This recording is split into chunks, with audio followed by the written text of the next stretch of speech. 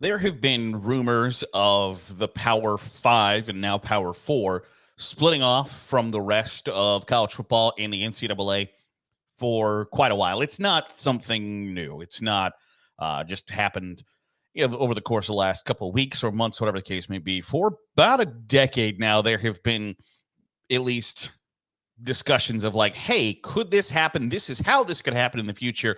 And now we're getting to the point where it's a reality, where the people and the power brokers that run the SEC, the Big 12, the Big 10, and the ACC are saying, we're kind of tired of the way this is set up, and I don't want to be tired of the way this is set up anymore. So either you guys do what we want you to do, or we're out.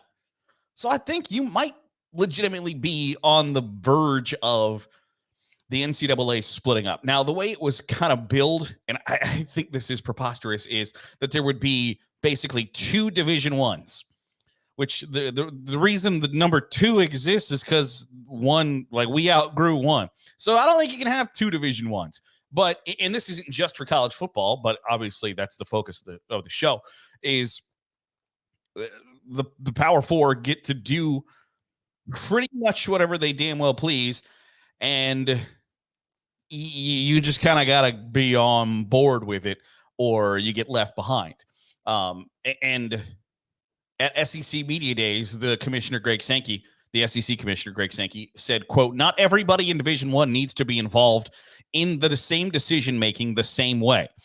Some of those involved in Division I cannot be in the habit of creating risk for others in Division I. Those are hard issues," end quote. And that's not a new sentiment. I remember reading the comments from Alabama athletic director Greg Byrne, who basically said, if we wanted to fund scholarships for full baseball teams, full softball teams, full gymnastics teams, we could do that. But the Power Four are outvoted by the teams in the Horizon League and by teams in the MEAC and the SWAC and the MAC and all of those leagues that were outvoted. And we're tired of being outvoted. And so when there have been discussions about, potential roster caps down the line or things like that, the power brokers and the big dogs in the sport are going to look out for themselves, because they don't want to be in a situation where you can only have 85 total players and they're all on scholarship with no walk-ons and things like that. Now, does that help lower divisions, like lower group of five schools, FCS schools, Division II schools? Yeah, because it all trickles down where, your Notre Dames and Alabamas and Ohio States and USCs and Texases and Oklahomas, they can have 85 scholarship players and then get up to, 110 players with walk-ons and things like that. Well, if you have strict 85 roster limits, some guys who were playing football at big-time schools are going to go down to group of five schools or lesser Power Four schools and get a scholarship. And that kind of hurts the standing of the big dogs, the blue bloods in the sport. So they want to be proactive in making sure that those things don't happen to them. And Greg Sankey, the SEC commissioner, isn't alone in that. Big 12 commissioner Brett Yormark, when he was at their media days, said, quote, "I live by the value equation. Those who create value deserve to be rewarded," end quote. Now, that's it's crazy how that works. I'm sure that if Brett Yormark or Greg Sankey were the commissioner of the Sun Belt or Mountain West, they probably wouldn't be as in favor of those ideals, but they're not. They are in charge of the big-time brands, the conferences that people care more and most about. And as the stewards of those conferences, they have to do what's best for their conferences, for their schools. And if that includes splitting up Division I. Now, I've talked about this before in the past where Derek Dooley, the former Louisiana Tech Tennessee coach, had started to try to get the ball rolling for a group of five playoff. And at first I thought, I don't think that's a great idea. And the more I thought about it, I think that probably is the best situation, because is there a scenario where Liberty or Cincinnati, well, not Cincinnati anymore, Liberty or Memphis or insert whatever group of Boise State, Is there a scenario where they rattle off a couple of wins and win a college football national championship? The way the playoff is constructed right now, no, I don't think so. Even if they go on some ridiculous underdog ride, even if they are one of the 8 best teams in the country, I don't think there's a scenario where that happens.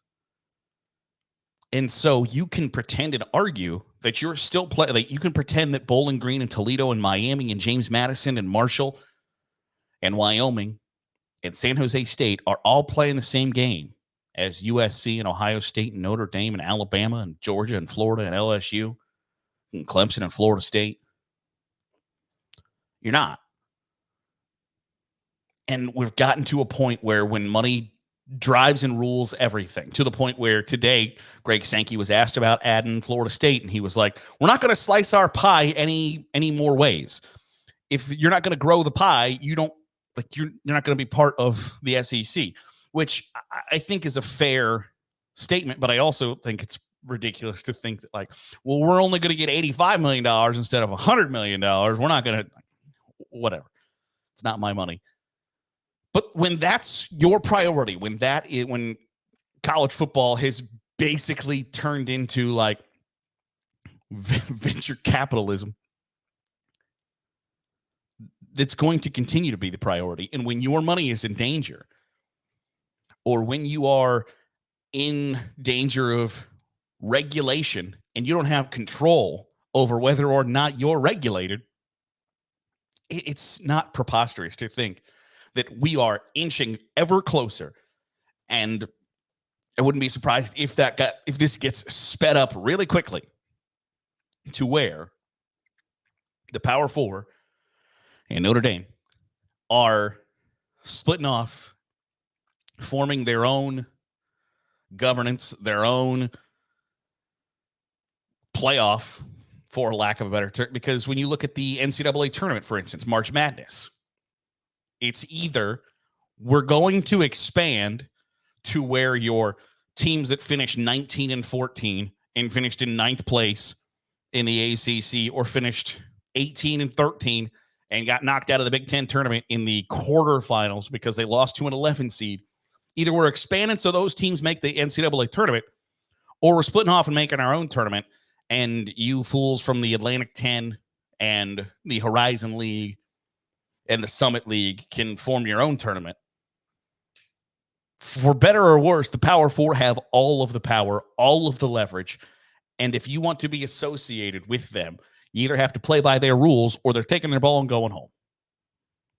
Does it stink for the little guys? Yeah. But that's the card you get to play when you have the power and the leverage. So don't be surprised if anytime soon you see hey, there is a split. Division I is splitting once again. There, instead of an FBS and FCS, there's going to be an FCS and FBS and for lack of a better term, Super League, because that's what we're getting to in college football. And I think it's sooner rather than later.